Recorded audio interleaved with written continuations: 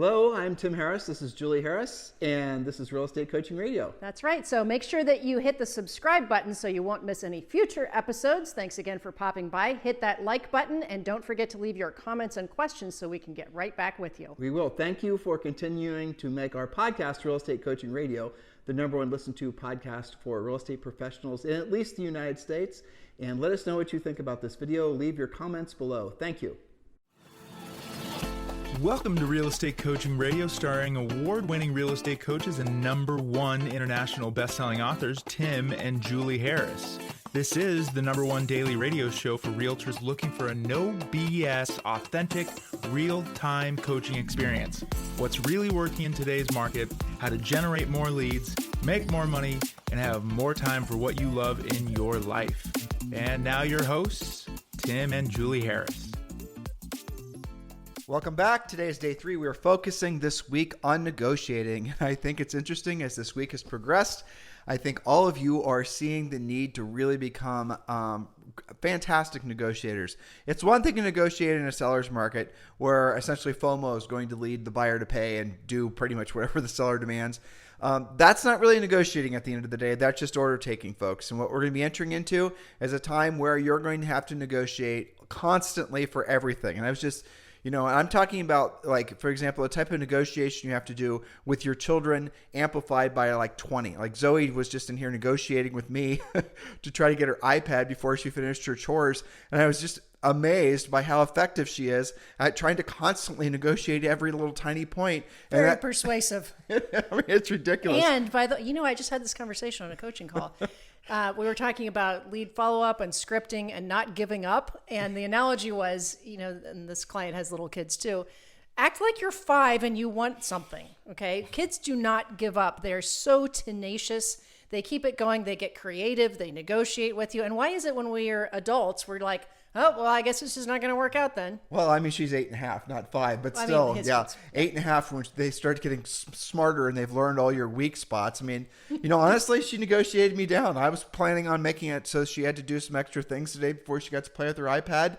And she just negotiated. And she knew I had a deadline because I had to do the podcast. And she waited me out till finally she got her way. I mean, she's going to be an unbelievably good negotiator. But that was a strategy, though, that she knew it. Exactly. So when we're negotiating real estate, guys, you've got to kind of think that way. Don't give up. One of the things, sorry, I interrupted your preamble there, but one of the things I was thinking about as I've been talking to the coaches about this has been very well received by our coaching clients. They love the pre-negotiation checklists as part of Premier Coaching. But one of the things that's come out is the fact that because it was such a hot seller's market, and if you're a listing agent and you didn't like somebody's offer, you just said no, just summarily rejected. Because you had 10 others. Because you had 10 others. Now, that has become so normalized to just say no that and you were talking about this morning, when you're a little bit less experienced, you just say, oh no, I've got so many other offers coming in, or you reject something very quickly.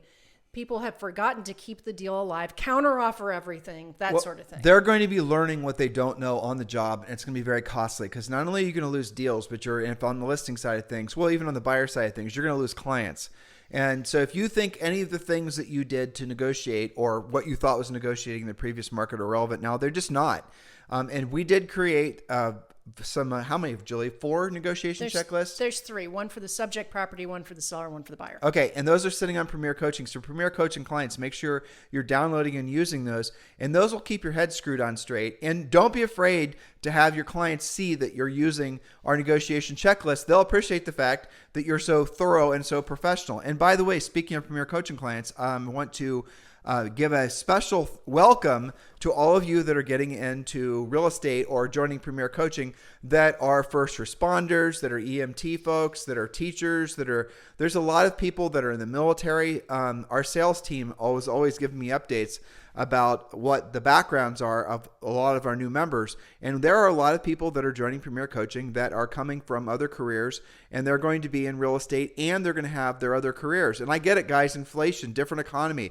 And you're being incredibly smart to get your momentum now, because there's going to be a lot of opportunities created towards the end of this year into the following year for agents that have skills. So I just wanted to give a special welcome and a special acknowledgement to all those of you who are in service to our country, either forward deployed or frankly just on the front lines and on Main Street. And it's certainly appreciated, and we certainly appreciate you trusting us to be your real estate coaches. And for the rest of you, join Premier Coaching. It's free. You can join Premier Coaching right now simply by texting the word Premier to 47372. Text the word Premier to 47372. When you do, you're going to get not only these checklists, but you're also going to get just an absolute ton of material.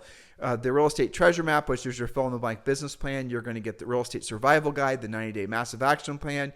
You're going to get a social networking plan. You're going to get all kinds of scripts, objection handlers, presentations, and you do get, and this is something I've had some people ask me about, whether like these are recorded. No, they're live. You get a daily semi-private coaching call with one of our Harris certified coaches. That is all included 100% for free. Join Premier now. Just text the word Premier to 47372, or if you'd like, you can just go to members.timandjulieharris.com, members.timandjulieharris.com. So Julie, today is part 3. That's right, and it is all about the buyers. We're talking about negotiation questions prior to getting in contract, hopefully. So what do you know about the buyer's priorities? Again, it's important to use these strategies whether you're representing the buyer or the seller.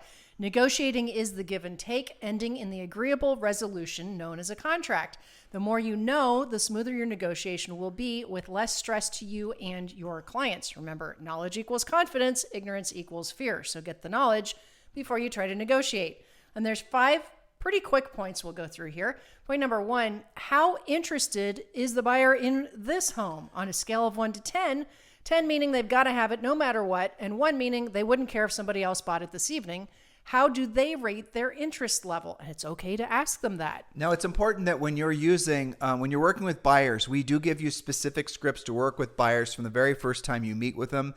One of the scripts is called the floor model script. Again, Premier Coaching members especially ask Coach Rochelle about these because she's an expert specifically on the buyer side of stuff. When Julie and I sold real estate, years ago, decades ago now, she actually ran our buyer agent staff. And so there's a couple very specific scripts that get at the root of the buyer's motivation. But remember, and this is really important, there's no such thing as a buyer that has to buy. Every single buyer wants to buy. That's the reason that if given a choice, whether you're going to focus on sellers or buyers, you always choose to focus on sellers because there are lots of examples, especially in a changing economy, where sellers absolutely positively have to sell. There's no choice. But every buyer can what? Decide not to move, decide to stay put, decide to stay renting, decide to stay in their own home, do a room addition. You guys get it? So no matter how motivated a buyer might seem, the most motivated buyer is never going to be as motivated as a motivated seller because, again, interest rates go up, political winds blow this way or that way, buyers take themselves out of the market all the time. But with that in mind, when you are working with buyers, which obviously we want you to, make sure you're working with buyers that are absolutely going to be motivated, starting with essentially, like Julie just said, when you discover the right house, ask them, how are you going to feel if you find out, an hour from now, somebody else put a contract on this property and purchased the house and you can no longer get it? On a scale of 1 to 10, with 10 being it's an excruciating pain and 1 meaning you could care less, where would you rate yourself? And listen for their answer. And if it's a 7, which it'll always be a 7, then say, okay, I get it a 7. So just so that I'm clear, we walk away from this house. If this is the one you want to purchase and somebody else purchases it, it's only going to be an acute pain opposed to a deadly pain, acute being 7 versus 10. And just want to make sure I'm clear about that so I don't let this opportunity to get by you guys and so you're not disappointed later. And then if you want to think about it for a little bit, as I show you the next house, Mr. Buyer, that's great. And then we'll maybe compare the next house we're about to see to the one that you guys really liked. You guys get it? Ask permission, give permission for them to purchase the house. Real estate sells itself. You don't sell real estate. Legally, you sell real estate, but you don't really sell real estate. Price, condition, location sells itself. You are never going to sell a house, and new agents especially, listen to what I'm saying. There's no script on planet Earth which is going to get a buyer to buy a house that they don't want. Maybe an investor, I guess. But for the most part, no buyer is ever going to buy a house that they do not want. So don't think you're having to do any high-level coercion. All you're doing is giving the buyers permission to purchase the house. And it's incredibly important that you do that. When you are constantly polling the buyer for their level of motivation and interest in the house, and you're giving them permission to buy the house, you will sell a house to them. If you do not do that, they will fire you and blame you for never actually selling them a house, whereas the reality of it was you would have loved to. You just never actually had the courage to know what to say and how to say it. Remember, knowledge equals confidence, ignorance equals fear. Point number 2. Point number 2. I'm glad you pointed that out because there are a lot of scripts in that buyer mastery section of Premier. We could go on for an endless podcast about buyer scripts. Okay. So point number 2, negotiation. How qualified is the buyer to actually buy the property? If they are all cash, where is the cash coming from? If they're financed, call the lender and review the lender's letter. Are they pre-qualified, pre-approved, or loan committed? By the way, I have a video about that you guys can watch about the difference between pre-qualified, pre-approved, and loan committed. What contingencies are there? Are they comfortably in the price range that the lender has approved them for, or are they really stretching?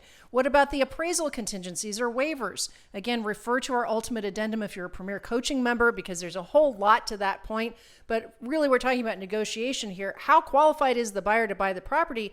Why does that matter? Well, if they're going to have to go over list and waive the appraisal, and they're already at their very upper limits of their price range, maybe you're offering on something that they shouldn't even get in contract on. So all of this is affected, right? And remember, if you've not absolutely positively drilled down, and I don't want to make this podcast about lenders and lending letters and all the rest of it. We've done past podcasts and YouTube videos on essentially how to discern whether a lender actually is going to be someone that you want to work with long-term or not. Not all lenders are the same, just like not all agents are the same. Go back and review that information. But here's just a little caveat. If anyone has not been fully approved subject to the appraisal, whatever property they go into contract on, that can really be the only contingency that's left in the lender's approval. Every other aspect of the buyer's ability to purchase has been verified, checked, side sealed and delivered, other than essentially the subject property passing muster as far as the appraisal price. Well, if you don't have a lender's letter like that, you need to get one. And if you have a lender's letter like that, or if you don't, and it's more than, say, 60 or 90 days old, you need to revisit the lender because that borrower's actual qualifications may have changed. Maybe their job, employment, maybe their down payment, maybe their credit. Maybe something else has happened that the buyer's not aware of that's going to adversely affect their ability to actually get that loan approved. A lot of people, a lot of agents are spending a lot of time working with people that were qualified and approved maybe even 60, 90 days ago who aren't now, and they don't know it. Please listen to what I'm telling you. Do not waste your time. Make sure you do your job. That's right. Point number 3, how many homes does the buyer have to choose from, just like this one? Competing inventory can affect a buyer's interest level, time frame, and motivation. Know what's out there as an alternative to the subject property. That's important from the buyer side as well as from the listing side, especially those of you listing agents who think that you're going to push them around and say, nope, you're going to have to come up to our price. Well, if that buyer has 5 other houses in mind to go see this afternoon, maybe you're not going to be as pushy with them. Does that make sense? Yeah, and it goes to your first question too. Now, remember, we're gearing all these towards you working with the seller, and you can notice that all the Julie's questions are kind of slanted in that direction. But the reality of it is if you're working with a seller and you as a listing agent, and you get an offer on a property and you think you're going to just fall back on your no full price, no inspections, no appraisals, you will not get that deal together because you did not take the time to realize that now you're competing against 10 other houses and there's 3 more coming for sale tomorrow. That is going to essentially give the buyers way more control, way more negotiating power, and your seller still might be able to sell the house for whatever their price is. They're just going to have to agree to the inspection. They're going to have to agree to some of the terms and conditions that the buyers have. You can still get the deals together if you know how to negotiate the deals, thus the topic that we're presenting to you guys this week. Next point, Julie. That's right. And inventory has been rising everywhere. Every single coaching call I had today, every single coaching client reports anywhere between 10 and about 40% increase in their local markets. By the way, guys, this type of slowdown is right now what we're experiencing is there'll be a sell-off of the inventory that's building for sure. It's going to most likely happen, and I'll give you guys a crystal ball prediction, but then I'll tell you why I think it's true.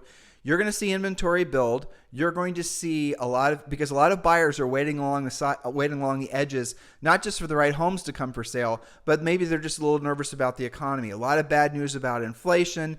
Tomorrow we're going to learn that we're in a recession, even though it seems that the government may have changed the definition of recession, which frankly, I don't quite understand. But that aside, and the interest rates are going to go up. So there's a lot of people out there that are buyers. Remember, buyers never have to buy. There's such thing as a buyer that has to buy. So the buyers that are, they're just taking a half step back. They're waiting for, different things to settle down so they feel more secure and more safe to make a decision.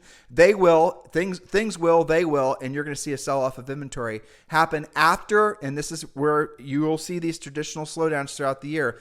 After, usually, so we're basically at the beginning of August almost, and so you're going to be looking at a return.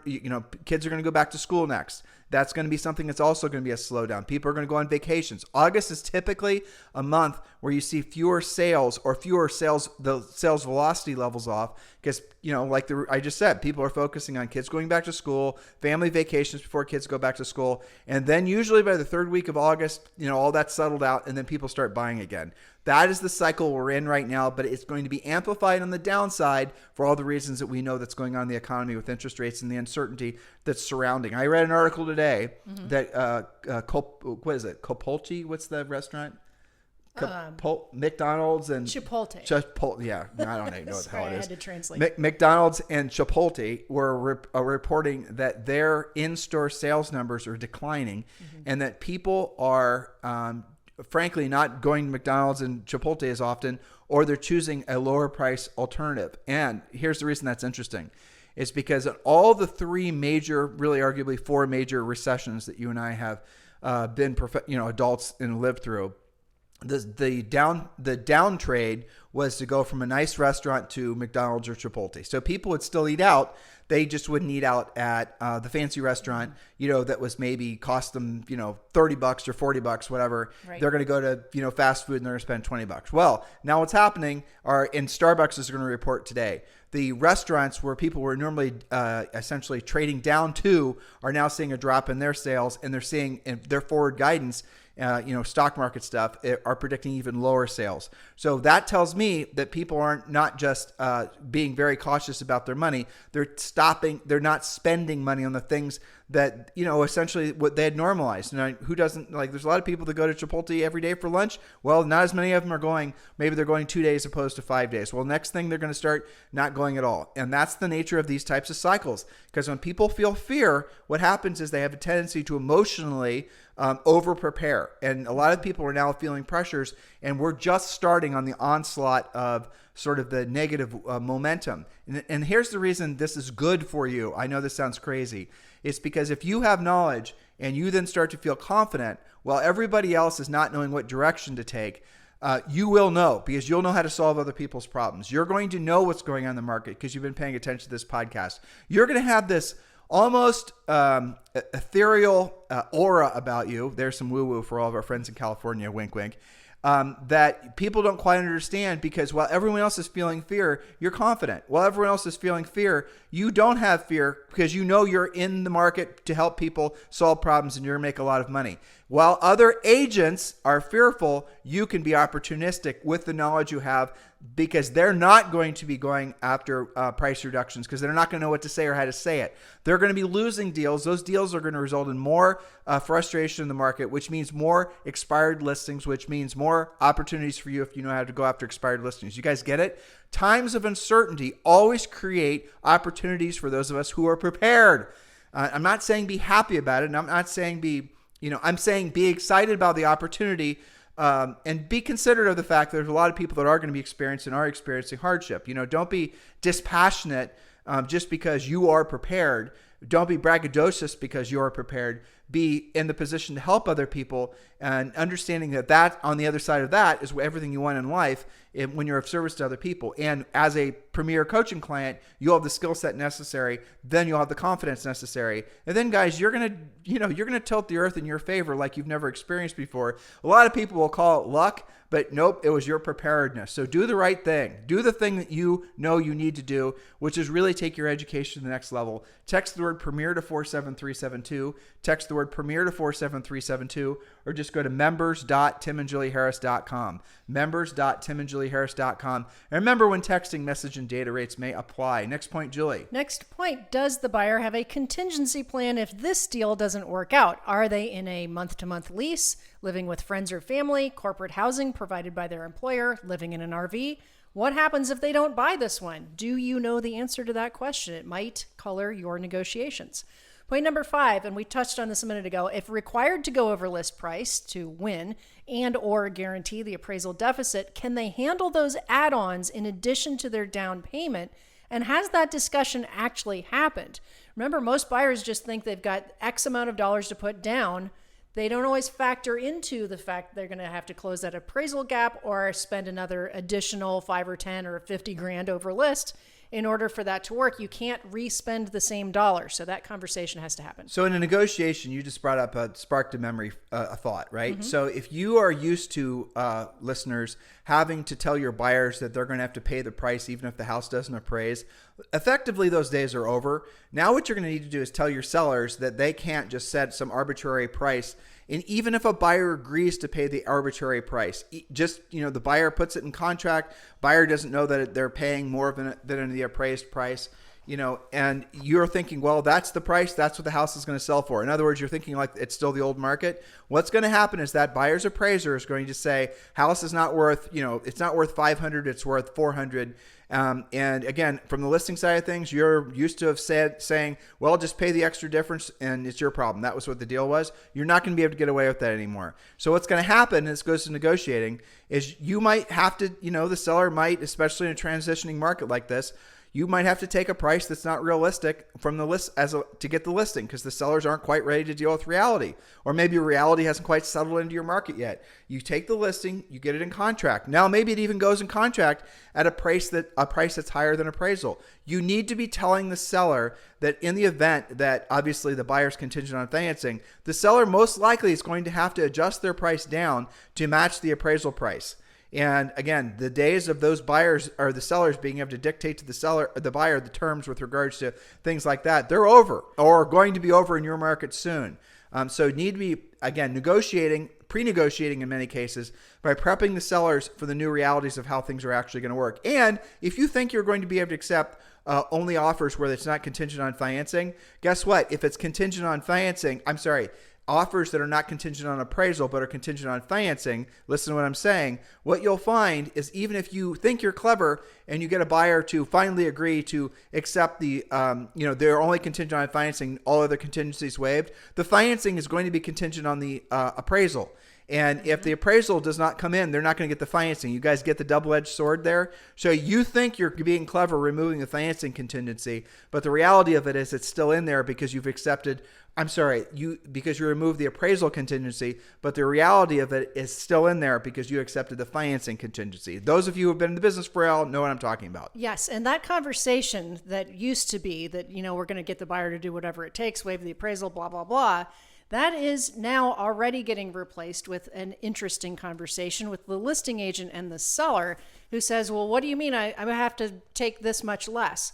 Well, consider this. Let's say that you're a seller in Boise, Idaho that has appreciated/inflated 71% in the past 2 years.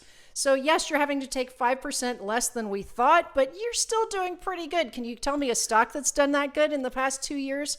Here's where it gets dicey though. Yeah. What if that seller has refinanced and bought a boat? Yep. No, they're in Boise, Idaho. They bought a big RV. Yep. Okay, because it's Boise. Maybe a boat. Sure. Some really high-end mountain bikes. Yep. Again, we've been to Boise, right? And their equity position isn't going to be enough to cover the the selling costs of the home. I mean, we're not there yet in most of the market. But that is a conversation, listeners, that probably none of you are familiar with, or even can fathom. And again, we're not seeing that happening in large numbers. But could it happen? Absolutely. I just told you the truth that, all these restaurants are now, again, not fancy high-end restaurants, McDonald's for gosh sakes, they're reporting lower sales. That tells you 100% that people are cutting back. Now, if McDonald's then doesn't have a need for so many stores and so many employees, then they're going to start laying people off. If they start laying other people off and other people start laying other people off, then you're going to have pockets of communities, towns in your marketplace where you're going to have a lot of unemployment. And that unemployment is going to result in less demand for local housing. Less demand for local housing could cause some actual depreciation on homes, losing actual value. And if a lot of that was new construction where they didn't necessarily have a lot of down payment to begin with, you're going to be back to where we were with a distressed real estate. Now, will it happen? It will. Will it happen in all 50 states and all price ranges? No, it won't. But you have to be prepared. This is the reason you join Premier Coaching. We prepare you for all different facets of what's possible. Again, knowledge equals confidence, ignorance equals fear. Well, that's right. And this is exactly why we are doing this podcast series this week about negotiation, because these are the types of things that we watch for our coaching clients, for our podcast listeners, because one of the overriding themes, hopefully they're getting from this series, is that not every negotiation is the same. You're going to come across sellers that did refinance all of their equity away. That's a different conversation. So pay attention. Join Premier Coaching so you can get these checklists and you can have easier, less stressful negotiations. Thank you for your support, guys. Thank you, especially during times like this, for continuing to keep this the number one listened to daily podcast. Help us to make the YouTube channel an incredible success. It's over, if you're listening to us on the podcast on iTunes and Stitcher and whatnot, Spotify, obviously continue to listen to us. We really appreciate it. But maybe also check us out over on YouTube. It's, again, just search by Tim and Julie Harris. You'll easily find it. We have an ancient, URL, an ancient YouTube channel, but you'll find it. We're putting up new videos with lots of really embarrassing thumbnail pictures of Julie and I. Some of you who have known us for a long time will find them especially amusing because we really do a great job of making ourselves look foolish in those pictures. Would you agree? Totally. But in the meantime, you guys have a fantastic day. We'll talk to you on the show tomorrow. Hello, thank you for having watched this video. Please remember to subscribe to our YouTube channel. That's right. And don't forget to hit that like button, leave your comments and questions below, and we will get right back with you. Thank you for watching this video. And remember to watch the next one. You're going to love that one.